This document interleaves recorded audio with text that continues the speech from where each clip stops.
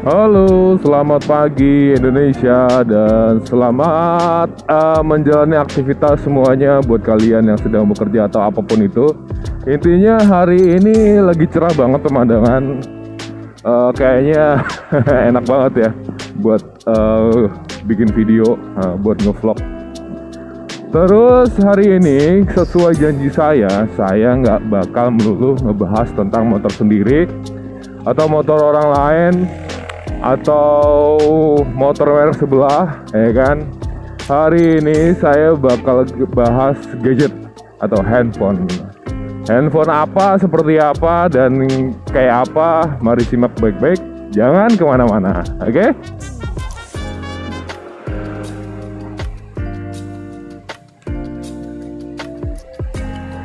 Dan untuk hari ini saya bakal bahas handphone saya sendiri sih. Sebenarnya ini handphone udah jadul, tapi untuk perform masih bisa diandelin banget, terutama untuk game-game berat. Handphone apa? Yaitu Pocophone F1. Iya, betul sekali. Pocophone F1 yang saya pakai ini kondisinya sih udah second juga ya, saya dulu dapat ya. Kenapa saya masih pakai Pocophone F1 di tahun 2021? Yang sekarang lagi rame itu kan udah pada 5G ya. Tapi saya sih orangnya nggak begitu ngebet banget pengen ganti 5G. Karena apa? Yang pertama, 5G sendiri itu masih belum rata ya, jadi percuma juga, mungkin bakal rata sekitar 2 atau 3 tahunan ke depan.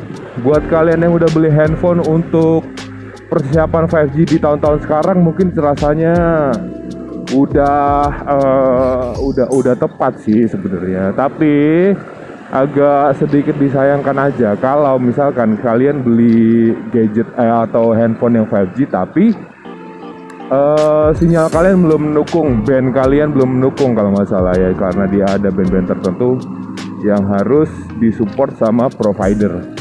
Gitu aja sih, tapi it's okay, nggak masalah, no problem. Yang jelas untuk saya pribadi, kayaknya untuk pembelian handphone yang sudah 5G itu mungkin sekitar 2 tahun 3 tahun ke depan. Karena apa? Alasan pertama yang pertama, harganya udah pasti bakal turun drastis banget ya kan. Yang kedua, walaupun nanti keluar ada beberapa handphone baru, itu pasti udah memiliki fitur-fitur terbaru yang sudah update ataupun dukungan softwarenya udah terbaru, gitu aja sih. Oh ya, balik lagi ke handphone saya, Pocophone F1. Kenapa saya masih memilih memakai Pocophone F1 ketimbang milih upgrade?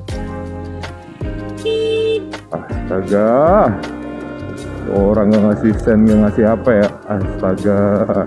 Oke, kenapa saya nggak upgrade di Pocophone F1 saya setelah pemakaian sekitar kurang lebih ada 2 tahun lebih. Yang pertama, dia Snapdragon-nya masih 845, dimana Snapdragon 845 itu berjalan di 8 cluster dan masing-masing clock CPU-nya 444 CPU itu big CPU ada di 2,8 GHz. Itu kalau belum di overclock.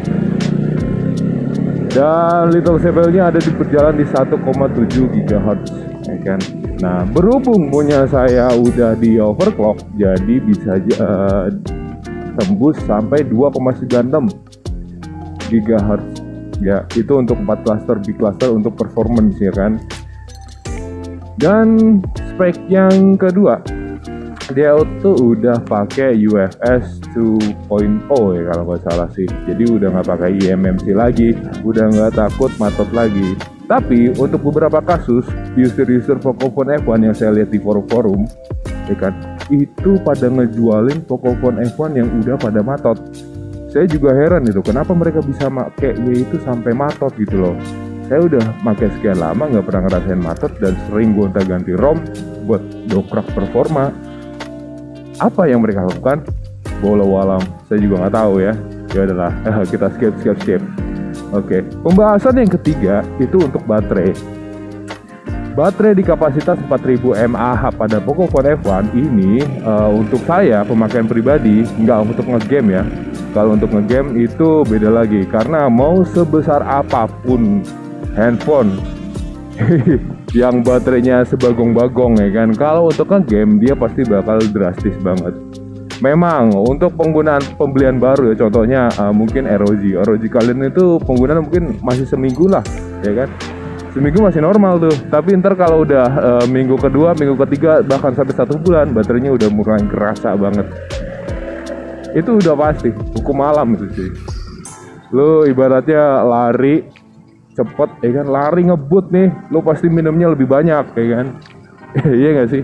Sama aja kayak HP kalau dipakai main game terus itu udah pasti panas dan boros baterai. Lama kelamaan umur baterai itu pasti akan berkurang.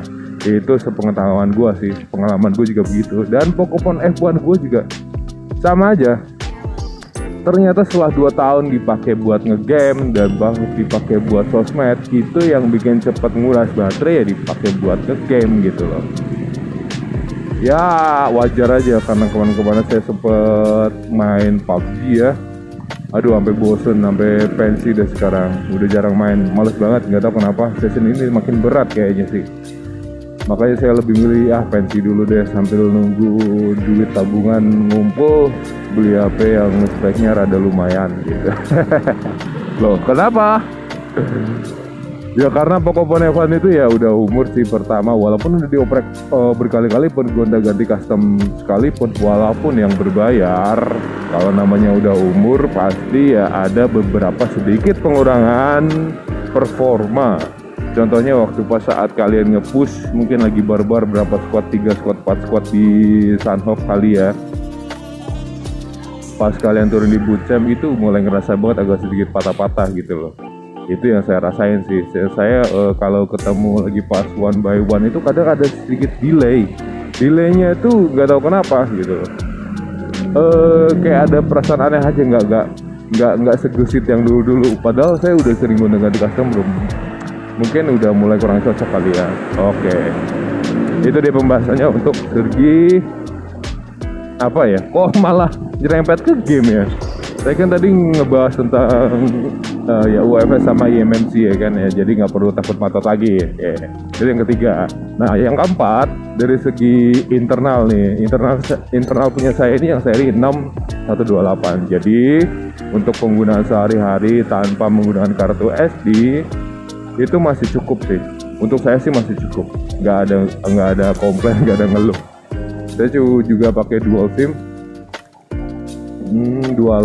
terus udah itu doang, nggak pernah pakai kartu eksternal, udah cukup kok. Masih tersisa sekitar 70-60%, itu pun juga udah sembari ngevlog gitu-gitu aja sih. Oke bentar dulu ya, kayaknya ini lagi perjalanan lagi nggak begitu mulus nih, lagi nanjak terus macet. Ini PR banget nih. Ya namanya juga kita ngebahas gadget sambil di jalan ya, resikonya begini. Jadi ya kadang macet, kadang lancar.